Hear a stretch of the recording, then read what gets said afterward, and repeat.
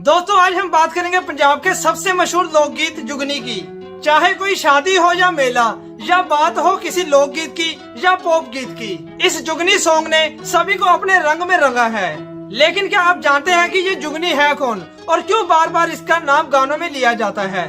ये सब जानने के लिए बने रहिए हमारी वीडियो में, क्योंकि ये वीडियो देखने के बाद आपको कुछ ऐसे फैक्ट्स और ऐसी बातों के बारे में पता लगेगा जो शायद आप नहीं जानते होंगे। हेलो दोस्तों, मैं हूँ लव सिंह और आप देख रहे हैं लव नेटर चैनल। तो चलिए शुरू करते हैं। लेकिन दोस्तों कौन है ये जुगनी? आज के समय में सिंगर्स और राइटर्स जुगनी शब्द या जुगनी नाम का इस्तेमाल लड़कियों या औरतों के लिए करते हैं और आप इन सॉन्ग्स को सुनकर खुद भी अंदाजा लगा सकते हैं। जुगनी हंसदी वे हंसदी, जुगनी हंसदी वे हंसदी, दिल विच बसदी।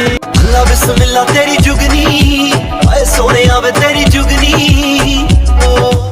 ते कलमा नबी दा बड़े साईं पीर मेरे आ जुगनी जी, हाय साडे सारेयां दी जुगनी जी, हाय सारे टब्बर दी जुगनी जी, हाय वे मल्ले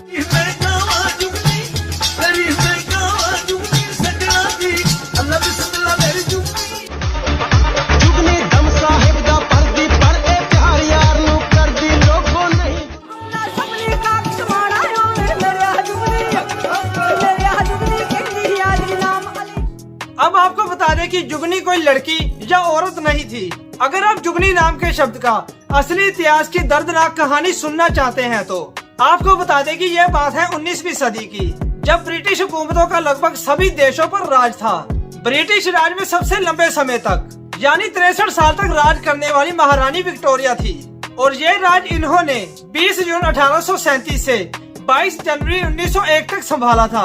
आपको एक बात और बता दें कि जब महारानी के राजभाग को संभालते हुए 25 साल हो जाए तो उसे सिल्वर जुबली कहा जाता है और अगर 50 साल हो जाए तो उसे गोल्डन जुबली कहा जाता है। और इसी तरह 21 जून 1887 को महारानी विक्टोरिया को राजभाग संभालते हुए 50 साल हो गए थे और इसी वजह से महारानी विक्टोरिया की तरफ से गोल्डन जुबली मनाने का ऐलान किया गया। आज तक अंग्रेजी हुकूमत में किसी भी रानी ने इतना लंबा राजभाग नहीं संभाला था, इसीलिए महारानी विक्टोरिया ने अपनी गोल्डन जुबली मनाने के लिए फरमान जारी किया और इस गोल्डन जुबली को पूरे वर्ल्ड में मनाने के लिए एक मशाल तैयार की गई और इस मशाल को हर एक देश के हर एक क्षेत्र में लेकर जाना था जहां जहां अंग्रेजों यानी ब्रिटेन का राज था। और इस मशाल की देखरेख और संभाल की जिम्मेवारी हर एक क्षेत्र के डीसी यानी कि डिप्टी कलेक्टर पर लगाई गई और इसी तरह बहुत ही शानो शौकत के साथ इस मशाल को एक क्षेत्र का डीसी दूसरे क्षेत्र के डीसी को पकड़ा देता और जहाँ जहाँ ये मशाल पहुँचती तो वहाँ के लोगों द्वारा अपने लोकगीत और लोक नाच द्वारा इस मशाल का स्वागत किया जाता था।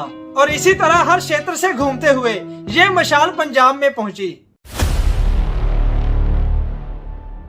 जब ये मशाल पंजाब पहुंची तो वहां के डीसी द्वारा इस मशाल के लिए एक गीत तैयार करने के लिए ऐलान किया गया। फिर पंजाब में माझे इलाके के 2 गीतकारों ने मिलकर एक गीत तैयार किया और इन दोनों गीतकारों का नाम था मोहम्मद मादा और बिश्ना जट, जो कि पंजाब के हुसैनपुर गांव के रहने वाले थे। और आज ये गांव पंजाब के तरन तारण जिले में है और ये दोनों ज्यादातर ठेठ पंजाबी और फारसी भाषा में गाना गाया करते थे, जिस वजह से इन दोनों की जुबान पर गोल्डन जुबली का जुबली शब्द बैठा ही नहीं और इन दोनों ने गीत लिखते लिखते जुबली शब्द को जुगनी में बदल दिया। और ये भी कहना गलत नहीं है कि जुगनी शब्द जुबली शब्द का बिगड़ा हुआ रूप है। और आपको बता दें कि जुगनी लोकगीत में मशाल को भी जुगनी नाम दिया गया है। यह मशाल जहाँ जहाँ भी जाती जुगनी गीत में उस क्षेत्र का वर्णन किया जाता है। पर बात यही खत्म नहीं होती। जहाँ महारानी विक्टोरिया की गोल्डन जुबली बहुत ही धूमधाम से मनाई जा रही थी, वहीं इन गीतकारों ने जुगनी गीत में दर्द भी लिखे और सुनाए थे। उस समय भारत में बहुत सी जगहों पर भारत की आजादी की लहरें चल रही थी और इसलिए इन दोनों गीतकारों ने महारानी की मशाल का इस गीत में विद्रोह किया था।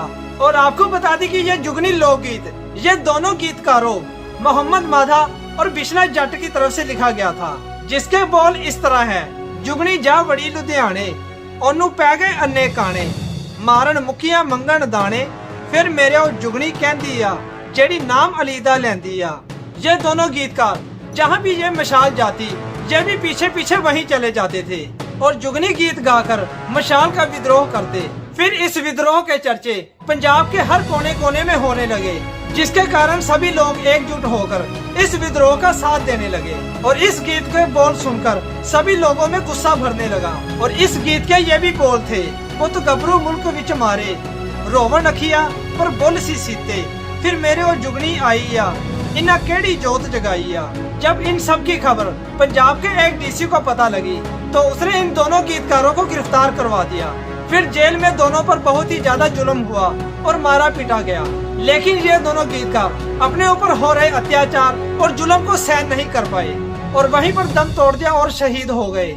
लेकिन चाहे आज लोग इस लोकगीत जुगनी को बहुत ही खुशी के साथ गाते हो, पर इस गीत में गुलामी और उस समय के लोगों के दर्द को समेटा गया है। तो दोस्तों, ये था जुगनी गीत का असली इतिहास।